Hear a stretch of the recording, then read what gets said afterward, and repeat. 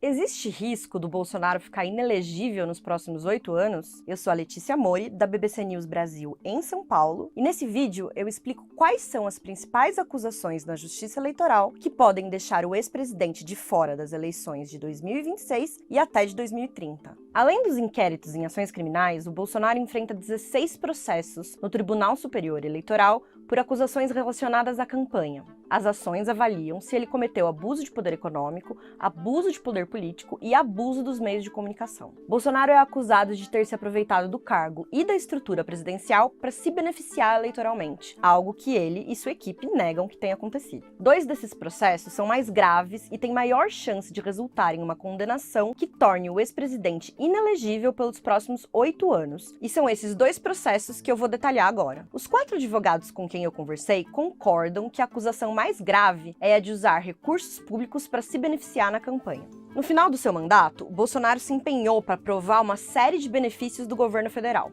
Cada vez mais recursos públicos foram comprometidos à medida que se aproximavam as eleições. A ação, que está em andamento no TSE, cita 10 dessas medidas. No mês da eleição, Bolsonaro fez a inclusão de 500 mil famílias no programa Auxílio Brasil, de transferência de renda. Além disso, ele antecipou o benefício para caminhoneiros e taxistas, liberou o crédito consignado do auxílio e antecipou o pagamento durante o segundo turno. Entre as outras medidas, estão a aprovação de vantagens a concursados da Polícia Federal e da Polícia Rodoviária Federal, o anúncio da liberação de uso do FGTS Futuro para financiar imóveis e o aumento de 1 bilhão para o programa habitacional Casa Verde e Amarela. O PT, que entrou com a ação no TSE, diz que tudo isso é abuso de poder político e poder econômico. A questão agora é ver se a Justiça Eleitoral concorda com essa interpretação. O advogado especialista em direito eleitoral Luiz Fernando Pereira me disse que, com base nas decisões que o TSE já tomou sobre o assunto, o cenário não parece muito favorável para o Bolsonaro. Eu ouvi também a advogada Paula Bernardelli,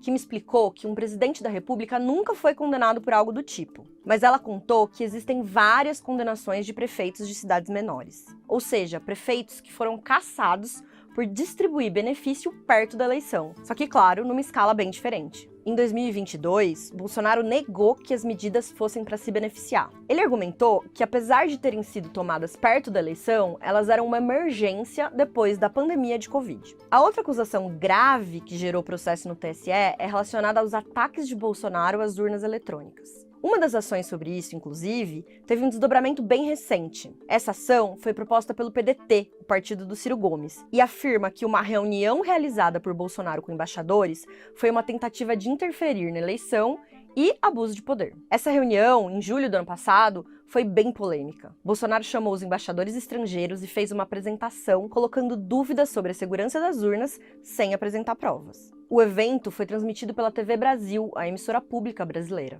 No último dia 16 de janeiro, o ministro do TSE, Benedito Gonçalves, autorizou a inclusão de uma nova prova nesse processo. É um documento encontrado na casa do ex-ministro da Justiça de Bolsonaro, Anderson Torres. Isso foi depois dos atos bolsonaristas de 8 de janeiro. É uma minuta de um decreto de estado de defesa. O objetivo seria mudar o resultado da eleição de 2022 que deu vitória a Lula. Essa minuta previa ainda a intervenção no TSE e a quebra de sigilo dos ministros do tribunal. A defesa de Bolsonaro disse ao TSE que esse documento, entre aspas, nunca extravasou o plano da cogitação e por isso devia ser desconsiderado. Para o PDT, essas são 2 provas de que Bolsonaro tentou interferir na eleição. Mas advogados que conversaram comigo acham que a inclusão no processo do decreto de estado de defesa não complica tanto a situação do ex-presidente. Para o especialista em direito eleitoral Cristiano Vilela, a reunião com os embaixadores e o documento encontrado com Anderson Torres são 2 coisas muito distantes uma da outra. 2 outros juristas que eu vi, a Paula Bernardelli e o Alberto Rolo,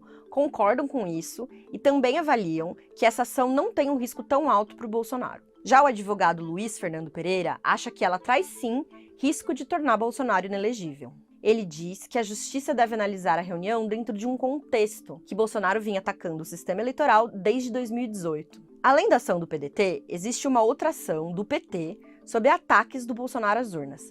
Essas 2 ações podem acabar sendo julgadas juntas. Luiz Fernando Pereira diz que o TSE vai avaliar a gravidade disso tudo com base no alcance das ações do ex-presidente, ou seja, o impacto que isso teve no eleitorado.